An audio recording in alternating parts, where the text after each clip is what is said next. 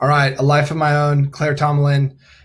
This book was recommended to me via Tyler Cowan, and just totally a great rec. A memoir of a lady who just lived a literary life from start to finish. She's still living. She's in her 80s right now, and this is her memoir she wrote several years ago about her career arc of going from writing poetry to working for a major London literature review to being a biographer of major figures from English history and literature, but also the hardship and the tragedy she faced in her life with divorce and the loss of her daughter.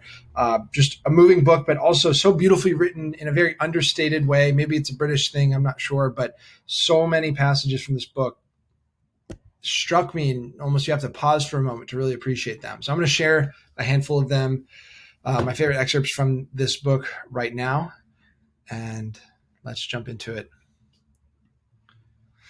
First of all, I had imagined my future as a poet, but as I reached the end of university, I realized that I did not have an original poetic voice and stopped writing. My decision left me with an emptiness in my life which has never quite been filled. See, it's so simple, but it packs such a punch. I mean, she's talking about a lifetime of regret in such a simple sentence. One of dozens of examples I could have chosen. She also captures the way the world was changing through the 20th century. So she goes, "The milkman brought his milk on a cart drawn by a small horse. I promised to bring sugar for the horse the next time we came.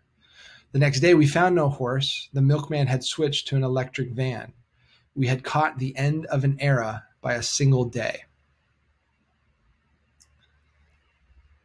Also talks about her love of biography. "Every week, a new door into the past opened. A new subject demanded attention. At last, I'd found my vocation late in life. I now had a purpose and a field to explore and a good use for my brain, because biography is history. I was intensely happy." She continues, "Working on a biography means you are obsessed with one person and one period for several years. Another life is bound up with yours and will remain so for the rest of your life. You have gone in too deep to cast them aside." This next excerpt is her discussing her daughter's suicide. Really tragic. And she goes, "Susan lit up our lives with her intelligence and generosity. I don't think there has been a day since her death I haven't thought about her blue eyes and high spirits. I should have protected her and failed. The system failed too, and so she was lost." Again, so understated and put so simply and so elegantly. Next excerpt is one of the ones that really stuck with me ever since I finished this book. It's after her father's funeral. And she says, "After father's funeral, the 4 youngest great-grandsons took themselves into the bedroom to play. All 4 of them jumped up and down energetically on the bed in which he had died. It was a perfect moment, as life reasserted itself with the unstoppable force of the young." Love that image. Next quote, "When you have seen so many of your friends and family die, it is not so hard to think calmly about your own coming death. You will be following the path they have already taken. You need no belief in an afterlife to be comforted by that thought." And this is how she closes her memoir, talking about the beauty of music. First sentence is quoting one of her biography subjects, Samuel Pepys. "I believe music is productive of a pleasure that no state of life, public or private, secular or sacred, no different of age or seasons, renders unentertaining. Witness the universal gusto we see it followed with wherever to be found."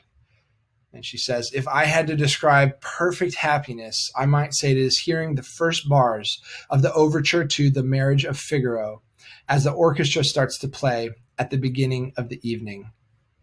Even writing the words brings a smile."